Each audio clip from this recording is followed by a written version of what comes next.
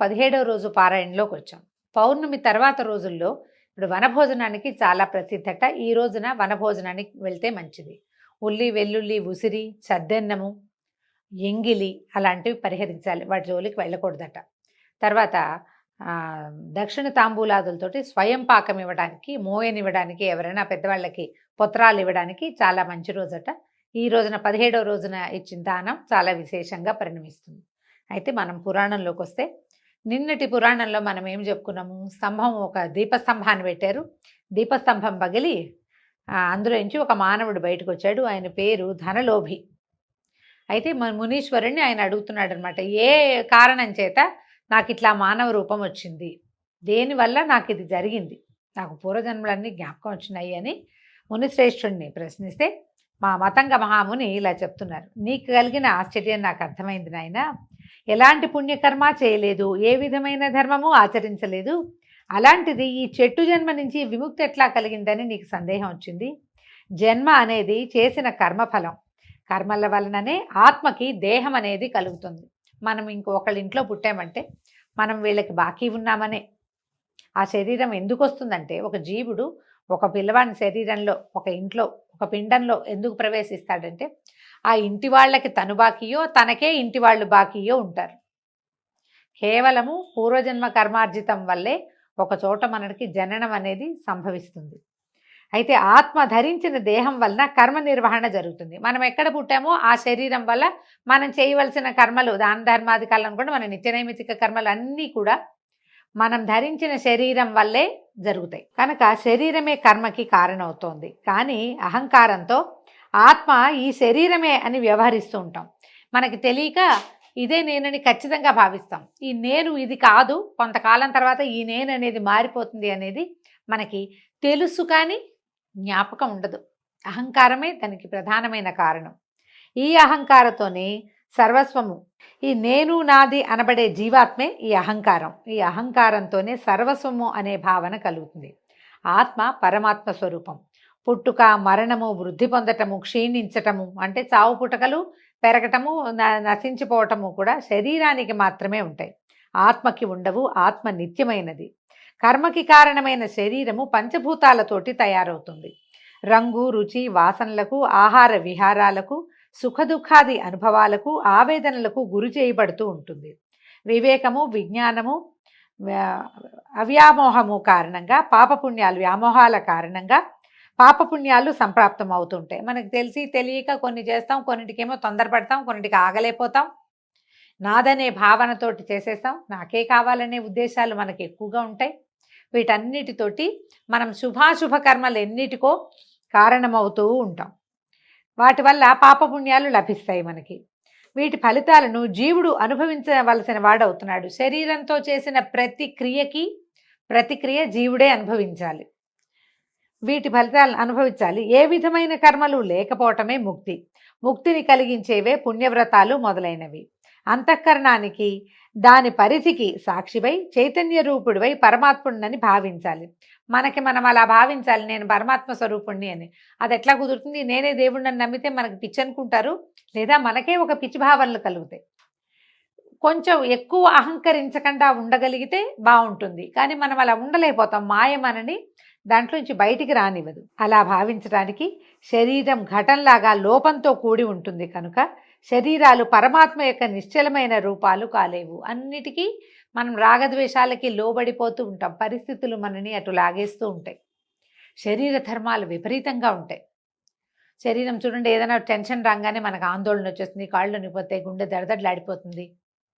ఆ కష్టాలన్నీ మనమే అనుకుంటాం. అవి తాత్కాలికమని మనకు అనిపించదు, అర్థం కాదు, అనిపించదు. ఇంక అంతే. దానికి ఏ కారణము ఉండదు.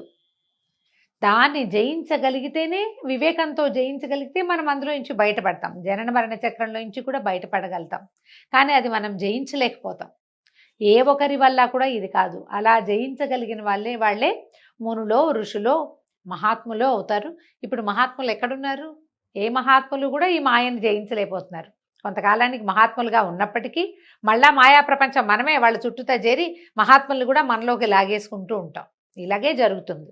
శరీరాలు పరమాత్మ యొక్క నిశ్చల రూపాలు కాలేవు. శరీరము ఆత్మ కాదు. ఆత్మ పంచభూతాత్మకమైన శరీరం కాదు. ఈ శరీరంలోని ఇంద్రియాలు నువ్వు కాదు, నీవి కాదు. ఈ ఇంద్రియాలు వ్యామోహాలకి లోనవుతూ హానిని కలిగిస్తుంటాయి. మన పంచ జ్ఞానేంద్రియాలు, పంచ కర్మేంద్రియాలు, వీటికి అన్ని వ్యామోహాలే ఉంటాయి.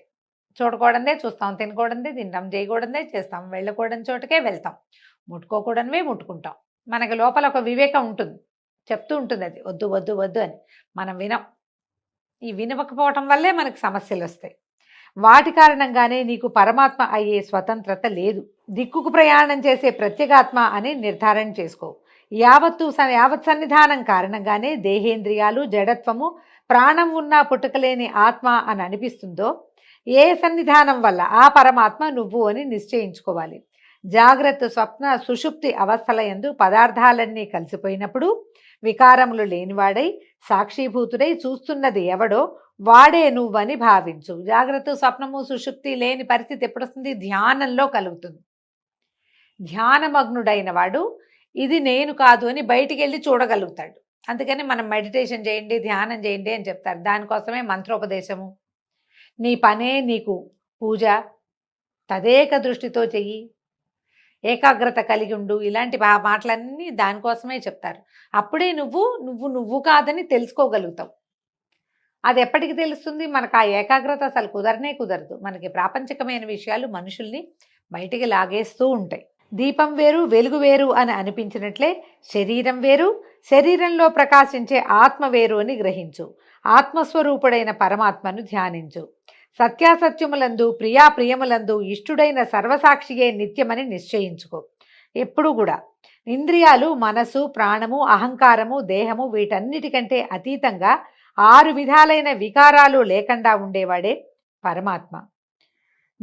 అజ్ఞానాంధకారం లేనిది, చెరగనిది, చెదరనిది, నిర్మలమైనది, సుఖజ్ఞానం కలిగించేది ఆత్మస్వరూపం. సుఖానికి, ఆనందానికి అతీతమైనది, పరిపూర్ణమైనది, శాశ్వతమైనదైన స్వరూపమే పరమాత్మ. సర్వజ్ఞత, సర్వేశ్వరత్వము, సర్వశక్తిత్వము వేదాలలో ఎవరికి ఉన్నాయని, ఎవరికి సంబంధించినవని చెప్పబడ్డాయో అటువంటి పరమాత్మను అనుసరించి చేసే ఏ వస్తుజ్ఞానం వలన పరిపూర్ణమైన జ్ఞానం కలుగుతుందని వేదాలు బోధిస్తున్నాయో అదే పరబ్రహ్మమని, కర్మఫలదాయకమని, జీవులన్నిటికీ కారకమని సమస్త వేదరాశి ఉద్ఘోషిస్తోంది. భగవంతుని స్వరూపం చెప్తున్నారండి. మనకి బ్రీఫ్గా, సింపుల్గా, తేలిగ్గా అర్థం కావాలంటే నేను అని ఈ చుట్టుపక్కల ప్రాపంచిక విషయాల మీదకి నువ్వు వెళ్ళకపోతే అదే భగవంతుడు. వీటన్నిటి ఏది జరిగినా జరగాల్సింది జరుగుతోంది అని సాక్షిభూతుడిగా ఉండగలిగితే అదే భగవంతుడు. మనం అడగకపోయినా మనకి సహాయం ఎప్పుడొస్తుందో అదే భగవంతుడు. దాన్ని మనం ఎట్లా తెలుసుకుంటాం? ప్రపంచం వేదాలు మనకి తెలియజేస్తాయి. వీటికి వేటితోటి సంబంధం లేని వాడు ఒక ఆయన ఉన్నాడు, కానీ అతని వల్లే ఇదంతా నడుస్తూ ఉంటుంది. అతన్ని వెతికే ప్రయత్నం చేయాలంటే ముందు నిన్ను నువ్వు గమనించుకోవాలి. దానికే ఈ పూజలు, వ్రతాలు అన్నీ కూడా. తెల్లవారుజామునే స్నానం చేయటం, నిష్ఠగా మనం చేయవలసిన పనులు ఇవి. పైగా ఈ చేసేదంతా ఏతత్ సర్వం ఫలం పరమేశ్వరార్పణమస్తు అని ఒక వాక్యంతో మొత్తం చేసిన పూజ అంతా పరమేశ్వరుడికి అర్పించడం. ఇదంతా నా కోసమని భావించగానే మళ్ళీ మొదటి వస్తుంది మన కథ. ఏతత్ సర్వం పరమేశ్వరార్పణమస్తు. ఇదంతా భగవంతుడి కోసమే నేను చేస్తున్నాను. ఎవరైనా నమస్కారం చేస్తే కృష్ణార్పణం, రామార్పణం, శివార్పణం అని శివుడికే సమర్పించేస్తే చేయకూడని పని చేసిన ఫలితాలన్నీ కూడా ఇదేది నాది కాదు, ఇది నడపాలి కాబట్టి నడుపుతున్నా, అంతా భగవంతుడే. ఈ భావంతో ఉంటే మనం భగవంతుడిని చేరగలుగుతాం. పరమాత్మకు సంబంధించిన వాక్యార్థాలు అర్థమయ్యే వరకు శమధమాది గుణములతో వినడానికి, అర్థం చేసుకోవడానికి ప్రయత్నం చేయాలి. ఆత్మజ్ఞానాన్ని సంపాదించడం కోసమే పనులను ఆచరించాలి. పొందిన ఉపదేశాలకు తగిన విధంగా యథావిధిగా కర్మల్ని ఆచరిస్తే ఆ కర్మ వలననే జన్మ తరిస్తుంది. స్వయం సిద్ధమైనవైనా అప్రయత్నములైనా సరే నీ కర్మఫలాలు అనే బంధం తొలగటంతో మోక్ష సిద్ధి కలుగుతుంది.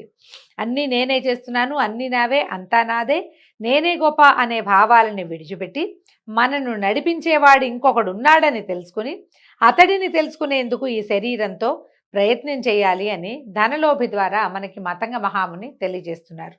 దీంతో 17వ రోజు పారాయణ పూర్తయిందండి. రేపు ఉదయం మళ్ళీ 18వ రోజు పారాయణలో కలుసుకుందాం. నమస్కారం.